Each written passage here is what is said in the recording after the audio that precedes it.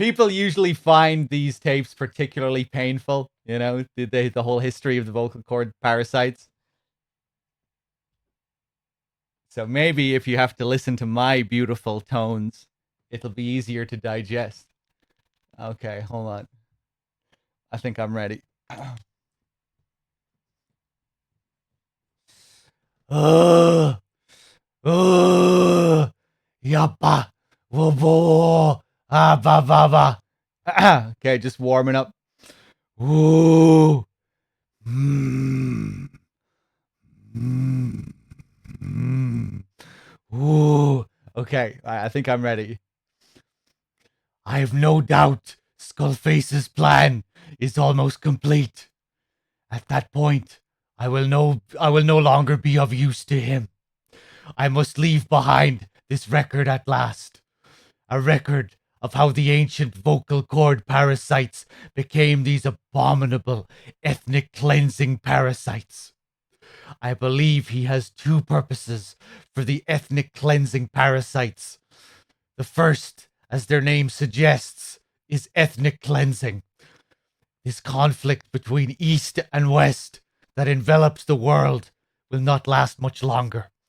Once the Cold War ends and the weight of America and the Soviet Union is lifted away, the ethnic conflicts they kept suppressed will all rise to the surface.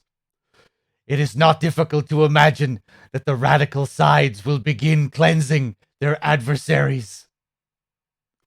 But what if an ethnic cleansing parasite matching the language of the aggressors were to be unleashed? The aggressors would be washed off the earth.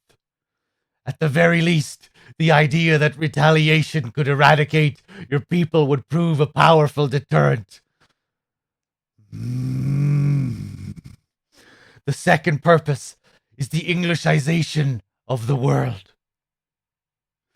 To cipher the organization, this is probably their main use. Man thinks in words.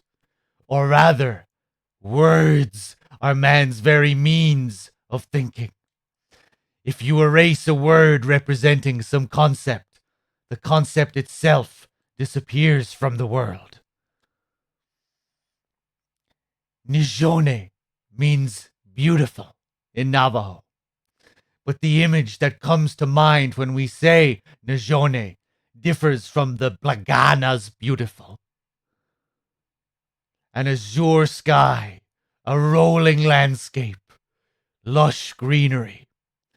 The meaning we place in Nijone has its roots in Diné culture. If we lose the word Nijone, the images of our beautiful homeland would be washed away into oblivion along with it. Just as Orwell indicated years ago, Cypher, being based in America, is pushing Englishization for this very reason. Suppose all 5 billion people on this planet come to read, speak, and think in English. Their wills could be also streamlined under English. Cypher's control would be all the easier. Economic governance would progress in leaps and bounds.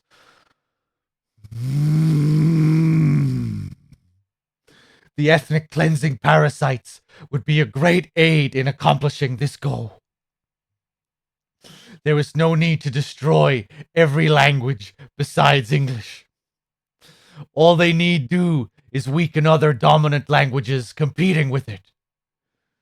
Russian, Chinese, Arabic. If people know they risk their lives speaking such languages, they will flock to the lingua franca, that is English. Cypher need not even focus attention on smaller languages.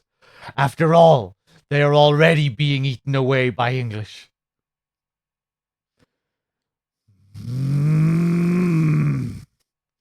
Business, education, film, commodities. English has permeated every area of global society. I can see this when I look at a young Diné. Some of them have already lost their grasp of the Navajo language. It is said that over 2,000 languages of the world are facing extinction. This very moment, cultural concepts and forms of expression are disappearing forever. The spread of electronic networks gives greater meaning to Englishization. Networks have no national borders. By basing them on a single language, they can penetrate deeper into and between people. That basic point of unity provides the ideal environment for someone who aims to control people's wills. But how does this differ from building the Tower of Babel? The ethnic cleansing parasite attempts to rob man of his words. Such irony. It was the vocal cord parasites that gave words to him in the first place.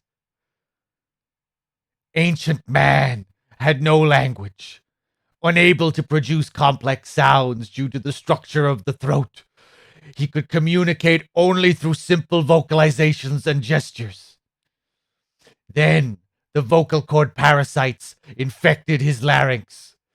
Man's transition to walking upright did not gift him solely with intelligence, but also with his voice. At the time, the vocal cord parasites never harmed man. They merely took a small measure of nourishment. In fact, you could call it a symbiotic relationship. Some animal species use particular vocalization patterns to attract a female and reproduce. Songbirds, certain insects, and also the vocal cord parasites. The difference is that the parasites themselves did not produce sounds. Rather, they had their hosts, man, do it for them. Once secure on the human's host vocal cords, a male vocal cord parasite caused the host to produce a certain sound pattern.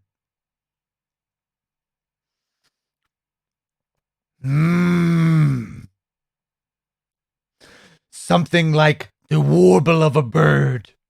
Meanwhile, females parasitizing other hosts' pharynxes need only wait. Upon hearing the sound pattern of an attractive mate, they would manipulate their hosts into making contact with the person it came from. The female traveled through its host's saliva to the other host's vocal cords, where the male was waiting, and the pair copulated. We can only imagine how the female manipulated its host, but it was probably through smell.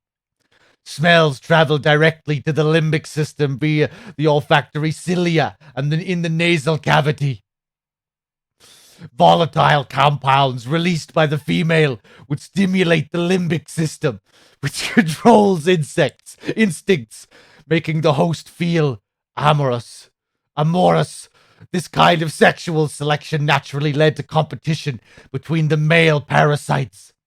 Males that had their hosts produce sounds perceived by females as more attractive succeeded in copulating and producing offspring. Evolutionary traits caused by sexual selection are curious. The peacock's feathers, the mannequin's dance, the firefly's luminescence pattern. Even with courtship behaviors that are not advantageous to survival, those individuals that excel in them produce offspring. And it escalates with each generation. The same was true of the vocal cord parasites. Courtship vocalization rhythms and intonations became more sophisticated. And in order for man to produce such sounds, they had to alter his vocal organs. By lowering the position of the larynx and developing resonating chambers, they enabled more complex pronunciations. But that was not all. The vocal cord parasites activated at a transcription factor that would later control man's language ability. A protein that due to its appearance is called forkhead box protein P2 or FOXP2. Activating this transcription factor led to the development of brain functions capable of creating sophisticated frequency changes. This was the pinnacle of the vocal cord parasite's prosperity. However, this sophisticated pronunciation control was too useful for man to ignore. Once human sexual activity ceased to be only seasonal and having lost pigment-based sexual characteristics, distinctive vocalizations became the most effective means for humans to attract mates as well. Combined with logic pathways hardwired into the brain or universal grammar, it was not long before advanced communication was possible. This was the birth of language. Luckily for man, it was around this time that a particular retrovirus was circulating. While not lethal, it infected not only man, but the vocal cord parasites as well. It's presumed that this virus was removed part of the parasite's DNA. And reverse transcribed it into man's reproductive cells. It was a vector. Among the genes it transcribed were the ones responsible for the production of language. The vocal cord parasite's vocalization genes were written into the human genome. The parasites were no longer of any use to man now. Man could use his voice as he pleased, hindering the parasite's courtship vocalizations. Having lost their opportunity to reproduce, the parasites died out, leaving behind only the transcribed genes. The vocal cord parasites were once in symbiosis with man. Its genes even became part of his. Humans and the parasites are extremely close. As such, it will be extremely difficult for man's immune system to eliminate the vocal cord parasites. Even cutting them out will be no simple matter. Which is exactly why these ethnic cleansing parasites are such a formidable weapon. The rise of the vocal cord parasites goes back approximately 300 million years to the Permian period. At that time, there were not even parasites, but predatory autotrophs. They are believed to have been the common ancestor to Pentastomida and the Cyclops genus of copepods. However, Earth's environment underwent a violent change at the end of the Permian period. The cause is unclear, but evidence suggests that over 90% of the Earth's organisms at the time died out. The most pronounced threat to the protoparasites was the severe reduction in oxygen concentration. The result was cladogenesis, a splitting that gave birth to a new strain that could parasitize other organisms' respiratory apparatus. This survival tactic helped lower their oxygen consumption, and inhabiting the throat kept them securely in contact with inhaled air. The best survivors were those that parasitized the reptiles that flourished at the time. Entering the Triassic period, the reptiles evolved into dinosaurs, and the protoparasites shared in their success. Dinosaurs developed respiratory organs called air sacs to adapt to the low oxygen environment. These in particular helped the protoparasites thrive. But another trial awaited them. The end of the Triassic period saw another drastic change in Earth's environment. For most parasites, the male and female take the same host. Many are, in fact, hermaphrodites. The vocal cord parasites originally were as well. But for any strain to ride out a severe environmental change, it must secure a steady pool of genetic diversity. Another split. Now the newest strain procreated with mates found in other hosts.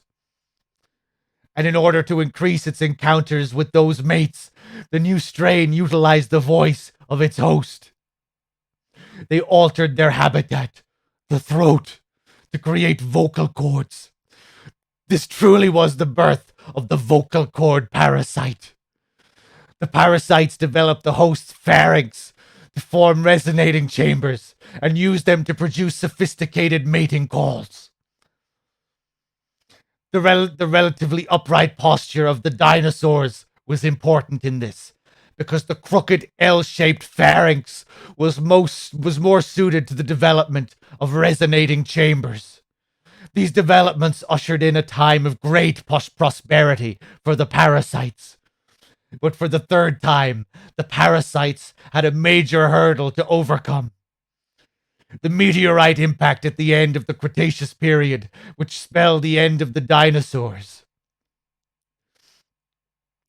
With their hosts extinct, the vocal cord parasites had no option but to find a new habitat.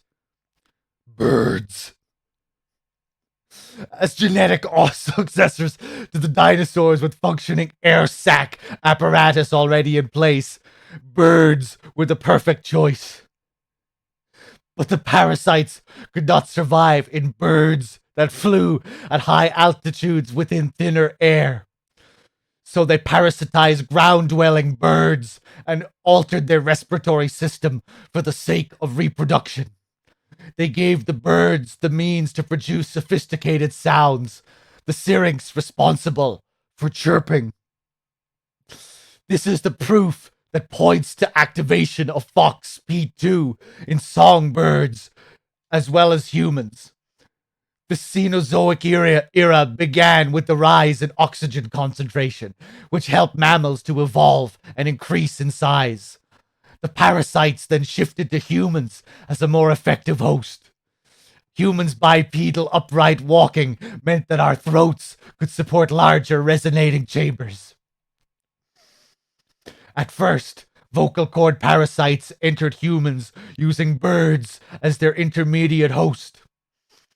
But eventually they changed to conducting their entire life cycle within human hosts. What happened next is as I have already described. People took the vocalizing prowess given them by the parasites and made it language. And once the parasites could no longer use it as their mating call, they died out. Or in other words, the parasites overcame all evolutionary hurdles except humanity. Skullface shared his opinion on this matter. He said the Ethnic Cleansers project was sure to succeed. After all, the parasites had a grudge against us humans. To think we awoke them after such a long slumber, just so they could sate their thirst for vengeance. It is terrible, unforgivable, and yet it is what I have done.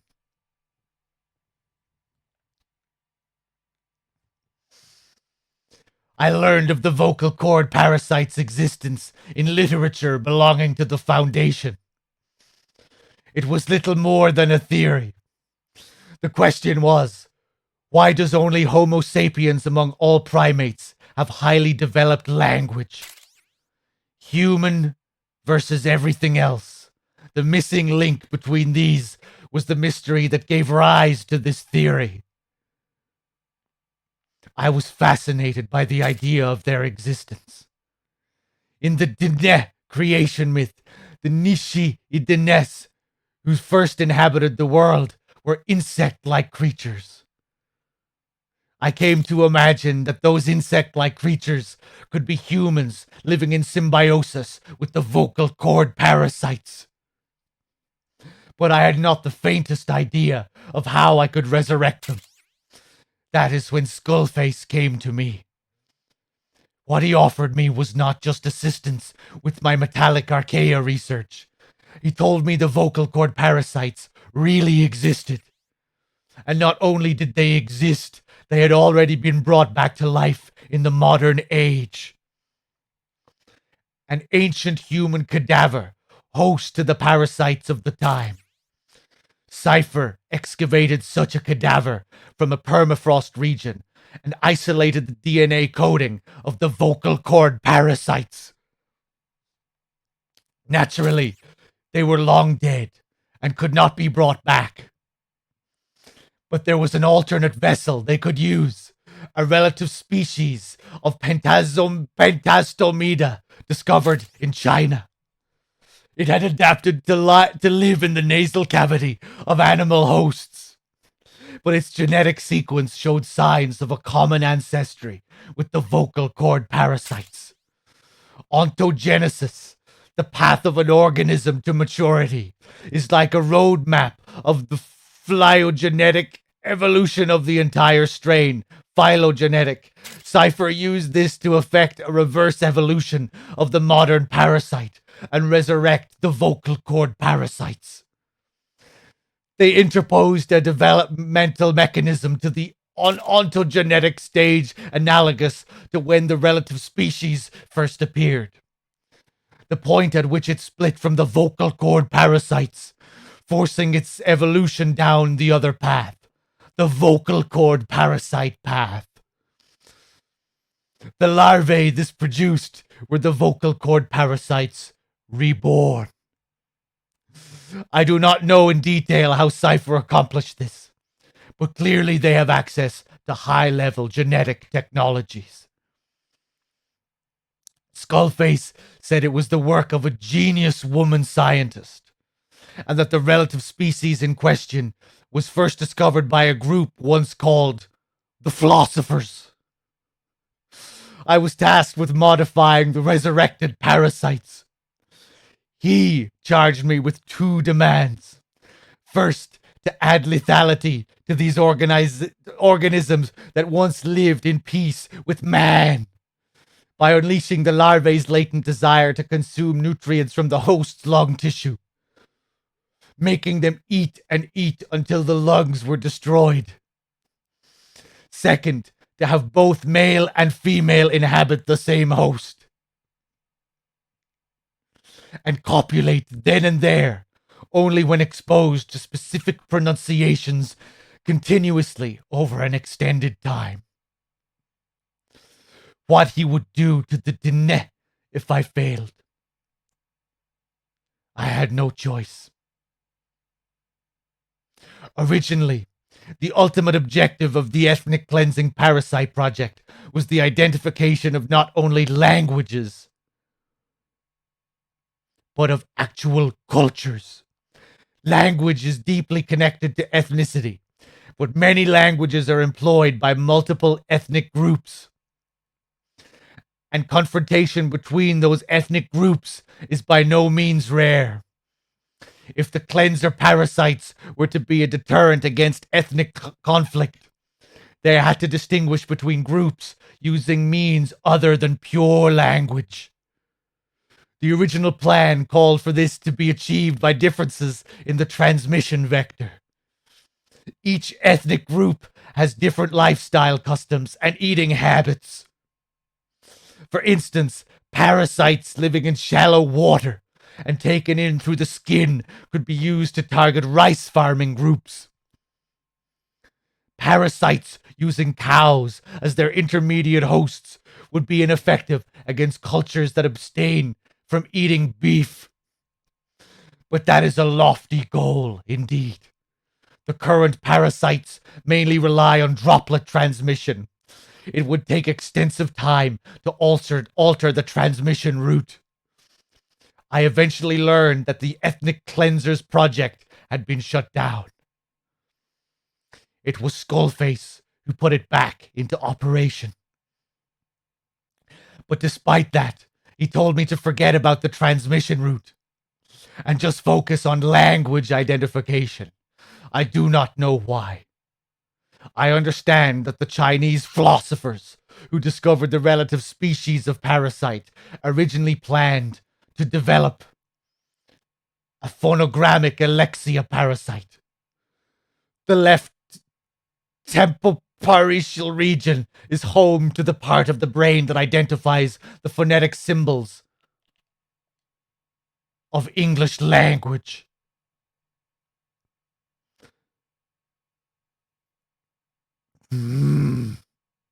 They wish to create a strain that would parasitize that region and suppress its literacy functions. The brain area responsible for identifying the logographs of Chinese, meanwhile, is the left middle frontal gyrus, meaning that even if native speakers of Chinese were infected with the parasite, their literacy would be unaffected. Old and new, east and west, there is no limit to the delusions of those in power. But this delusion threatens to become a reality. I have to do something to stop this. There must be something I can do. Okay, chat. There we go. The tapes are over.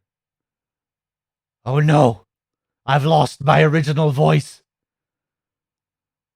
Oh, I'm stuck in this voice. Where is my voice? Where is my voice? Oh no. Oh no. Oh no. Oh no. We're going to have to continue the marathon like this. It's time for another mission. We need to do a side op next to unlock the next main op. Extract the wandering Mother Bear soldiers 03. We will get 80,000 GMP. Okay. We will get dropped off at this landing zone. ASAP. No, I'm not gonna do the rest of the stream with CodeDogger's voice. I'll destroy my vocal cords. Oh my god, I need to take a drink. Hold on. Oh shit.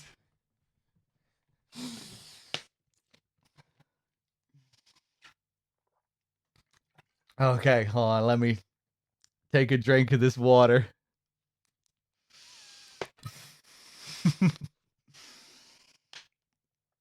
Okay. Well, I hope you enjoyed my CodeDogger performance. I think I got better as it went on. Kind of got into the groove a bit. And then I kind of lost it a bit after a while. And then, I don't know. There are times where I feel like I'm really comfortable in the voice. And sometimes I'm not.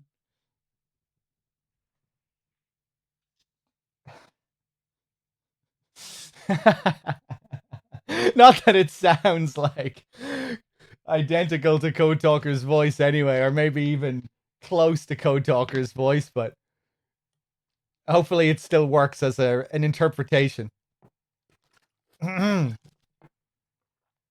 Man! The philosophers.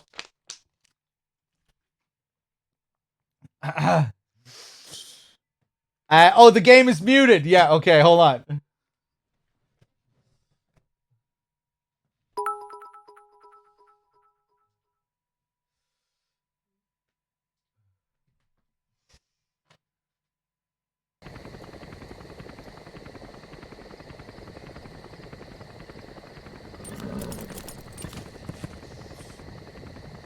Imagine doing a whole playthrough with in that voice. Oh my god.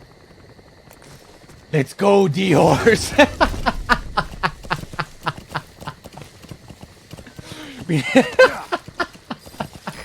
need to... It goes without saying that darkness is good for infiltration.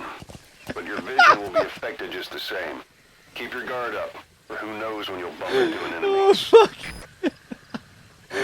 Oh, jeez. I don't know how that got me. We need to find this wandering asshole. We know he's out here somewhere, lurking in the trees amongst the birds. The birds and the bees.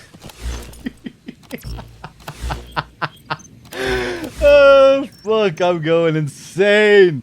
Right, let's go over and rescue this asshole. Oh fuck.